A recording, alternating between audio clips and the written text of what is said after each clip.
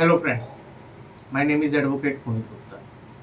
आज इस वीडियो में हम डिस्कस करेंगे कि टैक्स के केसेस में या खासकर जीएसटी के केसेस में हमें अगर असेसमेंट ऑर्डर मिल गया है तो हमें अपील अथॉरिटी के पास किस तरीके से अप्रोच करना चाहिए। हमारे लिए ये समझना बहुत ज़रूरी है कि आपकी जो एडजुडिकेशन है, पहली बात तो आपको अपनी एडजुडिकेशन में ज़्यादा से ज़्यादा पॉइंट कवर करने चाहिए। जो भी चीज़ आप चैलेंज करना चाहते हैं वो एडजुडिकेशन में आप चैलेंज करें। बट मान लीजिए एडजुडिकेशन में आपने because of any reason you have missed any points, तो आपको फर्स्ट अपीलेट अथॉरिटी के पास ही सारे के सारे अपने ग्राउंड्स ऑफ अपील लगा देने हैं। अगर आप फर्स्ट अपीलेट अथॉरिटी के पास जो आपने अपील फाइल की है, विच इज कमिश्नर अपील, अगर वो कमजोर है तो जब आप ट्रिब्यूनल के अगेंस्ट के सामने जाएंगे जीएसटी ट्रिब्यूनल में, तो उस टाइम पे नए ग्राउंड्स, नए एविडेंस एडमिट करवाना एक बड़ा ही कॉम्प्लिकेटेड प्रोसेस हो जाएगा। तो आपका केस एडजुडिकेशन में है या फर्स्ट अपीलेट अथॉरिटी में है, तो आपको किन किन बातों का ध्यान रखना है अभी इस वीडियो में हम डिस्कस करेंगे कि अगर आप अपीलेट अथॉरिटी में जा रहे हैं तो आपको किन किन बातों का ध्यान रखना है। सबसे पहले तो आपको ये चेक करना है कि आपका जो ऑर्डर है वो आपके प्रॉपर ऑफिसर ने पास किया हो, प्रॉपर ऑफिसर की डेफिनेशन जीएसटी में, तो ये आपने चेक किया।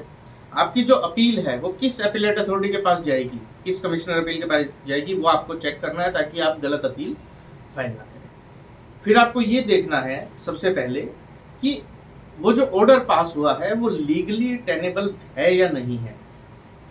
शोकोस टाइम पे हुआ था या नहीं हुआ था, ऑर्डर टाइम पे हुआ था या नहीं हुआ था, ऑर्डर प्रॉपर अथॉरिटी ने पास किया है या नहीं किया है, आपका रिप्लाई कंसीडर किया है नहीं किया है, आपको पर्सनल हियरिंग दी गई है नहीं दी गई है, और अगर दी गई है तो ऑर्डर में पर्सनल हियरिंग को रिकॉर्ड किया गया है या नहीं किया गया है।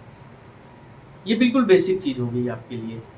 अब अपील जो आपको फाइल करनी है उसकी टाइमलाइंस का आपको ध्यान रखना है कि अपील आप विद इन टाइम, जो स्टैट्यूट में 90 डेज का टाइम दे रखा है, with in 90 days of communication of order आप अपनी अपील फाइल कर दें।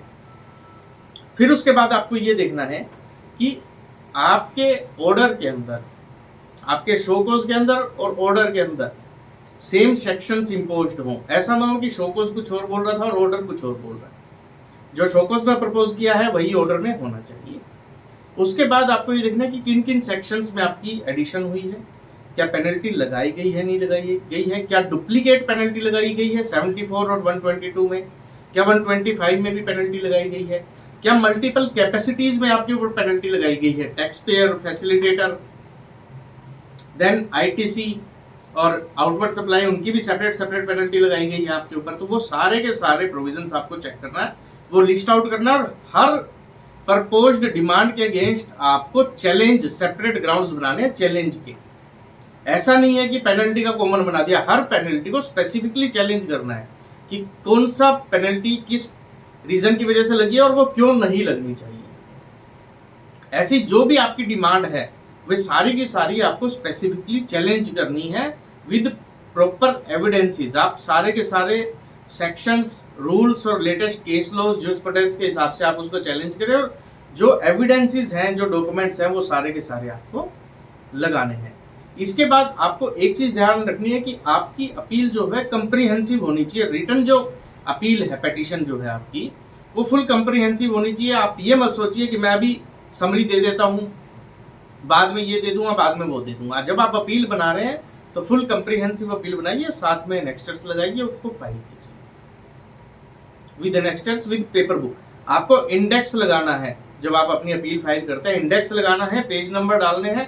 आप टैग्स भी लगा सकते हैं एनेक्स्टर्स के ऊपर, इंपॉर्टेंट एनेक्स्टर्स और पेजेस के ऊपर। आपकी जितनी अच्छी पेपर बुक होगी उतना ही इजीली आप पर्सनल हियरिंग में उसको रेफर कर पाएंगे और उतना ही ज्यादा इंप्रेसिव आपका प्रेजेंटेशन रहेगा। फिर उसके बाद आपने ये देख लिया कि कौन कौन से इश्यूज इन्वॉल्व हैं। ये जो आपके इश्यूज इन्वॉल्व हैं, क्या उनके ऊपर कोई डिसाइडेड केस लॉज है, क्या लेजिस्लेचर में कोई अमेंडमेंट हुई है लेटेस्ट जिसका बेनिफिट आपको मिल सकता है, क्या हाई कोर्ट का या किसी एडवांस रूलिंग की कोई जजमेंट है जिसका बेनिफिट आपको मिल सकता है, वो सारे के सारे आपको नोट करने हैं, वो सारे के सारे आपको अपील में अपने रेफर करने हैं। इसके बाद जब आपकी पर्सनल हियरिंग आती है, तो अपील फाइलिंग और पर्सनल हियरिंग के बीच में अगर कुछ लेजिस्लेचर अमेंडमेंट हुई है या कुछ जुडिशियल एडवांसमेंट हुई है, तो वो आप एडिशनल सबमिशन के थ्रू आप अपनी एडिशनल सबमिशन अपील के अगेंस्ट दे सकते हैं। अपील में आपको 3 चीजों की एडिशनल रिक्वेस्ट देनी है। पहला, सबमिशन ऑफ एडिशनल डॉक्यूमेंट्स। दूसरा, request for personal hearing.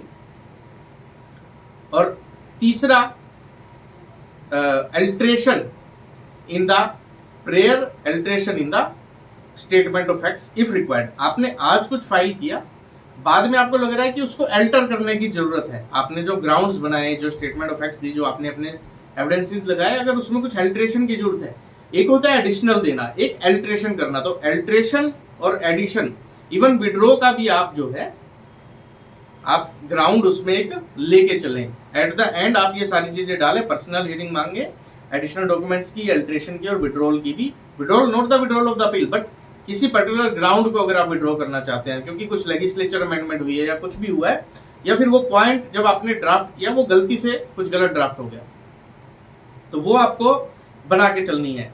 Then इसके बाद पर्सनल हियरिंग आपको बिल्कुल मांगनी है अपील की, चाहे वो वर्चुअल हो या फिजिकल हो, कोई दिक्कत नहीं है। आप जो रिलीफ क्लेम कर रहे हैं, जो आपकी प्रेयर है, वो बड़ी स्पेसिफिक होनी चाहिए।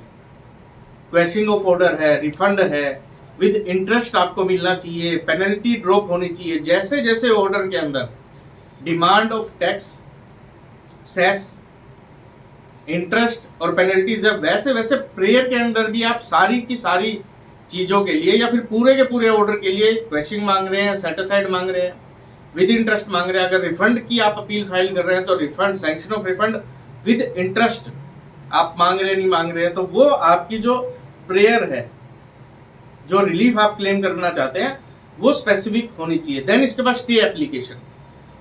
अगर आपको बाय डिफॉल्ट 10% जमा करके स्टे मिल गया, वेरी गुड, लेकिन अगर उसके फर्दर, कई बार ऐसा होता है कि एक पर्टिकुलर मैटर की वजह से फर्दर प्रोसीडिंग्स अगर उसमें बन रही हैं, तो आप स्टे एप्लीकेशन मांग सकते हैं। तो स्टे एप्लीकेशन अगर if required, I am not saying everywhere it is required, but if required तो आप स्टे एप्लीकेशन मांग सकते हैं। तो आपने क्या किया, अपने ऑर्डर को सर्च किया लिमिटेशन के ग्राउंड पे, proper section, principle of natural justice पे, तो वो सारी चीजें प्री स्क्रूटनी की आपने, वो ले डाउन की, फिर सेक्शंस ले डाउन किए, रूल्स ले डाउन किए, लेटेस्ट जजमेंट्स आपने सर्च की।